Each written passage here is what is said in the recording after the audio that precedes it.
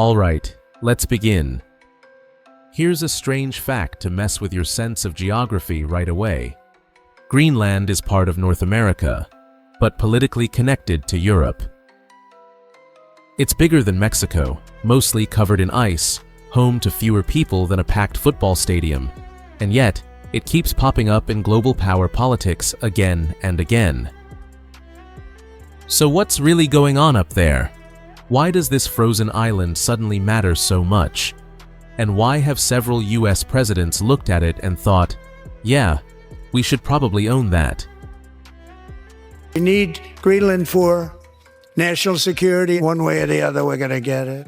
Let's talk about Greenland, casually, clearly, and without turning this into a classroom lecture. Greenland is the world's largest island that isn't a continent. About 80% of it is covered by ice, including the second largest ice sheet on Earth after Antarctica. It has around 57,000 inhabitants. The capital city is Nuuk, which feels more like a small coastal town than a capital. And the main language isn't Danish or English, but Greenlandic, also called Kalaallisut. And this is important. Greenland is not empty.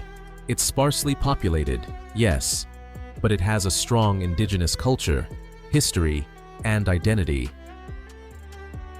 People lived in Greenland long before Europeans ever showed up. Inuit cultures migrated from Arctic North America thousands of years ago and adapted to one of the harshest environments on Earth. Kayaks, dog sleds, seal hunting. These weren't traditions, they were survival technologies. Then, around the year 985, a Viking named Eric the Red arrived. Fun fact, Eric the Red named the island Greenland as a marketing trick, basically ancient clickbait. What he meant was, there are a few green patches in summer, if you really lower your expectations. Still, it worked. Viking settlements survived for several centuries, traded walrus ivory with Europe, and then mysteriously disappeared, likely due to climate cooling, isolation, and bad timing. The Inuit stayed. Fast forward to the 18th century. Denmark began colonizing Greenland. Missionaries arrived. Trade was controlled. Decisions were made far away in Copenhagen. Greenland remained a Danish colony for a long time. Then, slowly, things began to change. In 1953, Greenland stopped being a colony and became part of the Danish realm. In 1979, it gained home rule. And in 2009, it gained self-government. In 1953, Greenland stopped being a colony and became part of the Danish realm. In 1979, it gained home rule. And in 2009, it gained self-government. Today, Greenland runs most of its internal affairs, education, healthcare, natural resources. Denmark still handles foreign policy, defense, and currency. And here's a crucial detail. Greenland has the legal right to become fully independent if its people choose to. That choice is complicated. Greenlandic identity is strong. Many locals say the same thing over and over again. We don't want to be Danes. We don't want to be Americans. We want to be Greenlandic. We cannot allow this to become a partisan matter. We just simply cannot. But independence costs money. Greenland's economy relies heavily on fishing, especially shrimp and halibut. It also receives significant financial support from Denmark. Building full independence means diversifying the economy, building infrastructure, and training specialists, all while protecting a fragile environment. So Greenland is walking a tightrope, more autonomy without losing control. Now let's talk geography, because this is where things get interesting. Look at a globe, not a flat map, a globe. Greenland sits between North America, Europe, and the Arctic routes leading toward Asia. As Arctic ice melts, new shipping lanes are slowly becoming possible. The Northwest Passage, the Northern Sea Route, even future trans-Arctic routes straight across the top of the planet. These routes can shave days or even weeks off global shipping times. Translation: whoever has influence in Greenland has influence over future global trade. And that's just the beginning. Greenland is rich, not in cities, but in potential. Under the ice and rock are rare earth elements essential for batteries, wind turbines, and electronics. There's iron, zinc, gold, and uranium. There's enormous freshwater locked in glaciers, and massive hydropower potential. But here's the catch. These resources are difficult to access, expensive to extract, and politically sensitive. Many mining projects have been delayed or blocked over environmental concerns, especially when radioactive byproducts are involved. So, Greenland isn't a simple dig-and-get-rich situation. But in a world trying to reduce dependence on China for critical materials, it's extremely tempting.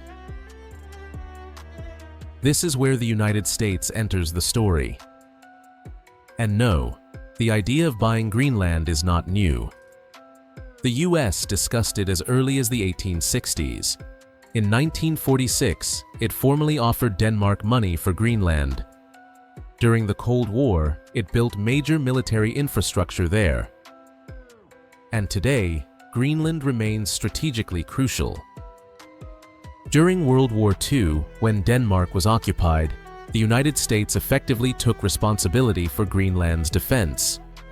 That led to a long-term military presence, including the northern base, now known as Pituffik Space Base. Why does Greenland matter militarily? Because the shortest path for missiles between Russia and the US goes over the Arctic. Because early warning radar, satellite tracking, and missile defense all depend on Arctic coverage. From a military planner's perspective, Greenland isn't optional. Every few decades, the idea of buying it resurfaces, sometimes quietly, sometimes not so quietly. We need it for strategic national security and international security. And the fact is, no nation or group of nations is in any position to be able to secure Greenland other than the United States. And it's not just the US paying attention. Russia is expanding its Arctic military and shipping capacity. China calls itself a near-Arctic state and invests in research and infrastructure. Europe wants stability and access, and doesn't want to be sidelined. The Arctic is no longer a frozen backwater. It's a strategic chessboard. Greenland sits right in the middle and doesn't want to be a pawn. Now we reach the biggest force shaping everything: climate change. The Arctic is warming 2 to 4 times faster than the rest of the planet. As Greenland's ice melts, sea levels rise worldwide. New shipping routes open. Resources become easier to access. Military and economic interest increases. It's a feedback loop. Melting ice creates access. Access creates pressure. Pressure accelerates melting. For Greenlanders, climate change isn't abstract. It affects hunting seasons, fishing patterns, infrastructure, and daily life. And here's the irony. The same forces accelerating global warming are now racing to profit from its consequences. So what does Greenland's future look like? Possibly gradual independence with carefully chosen partners. Possibly stronger autonomy while remaining tied to Denmark. Possibly becoming a diplomatic bridge in the Arctic. What it is not is empty land waiting for someone else to decide its fate. The most important voice belongs to the people who live there. not distant capitals, not maps, not power fantasies. Greenland looks quiet on the map, white, still, frozen. But in reality, it sits at the crossroads of climate, culture, resources, and global power. If the 20th century was shaped by oil and borders drawn on warm continents, the 21st century may be shaped, at least in part, by what happens on a cold island in the Arctic. And Greenland knows it.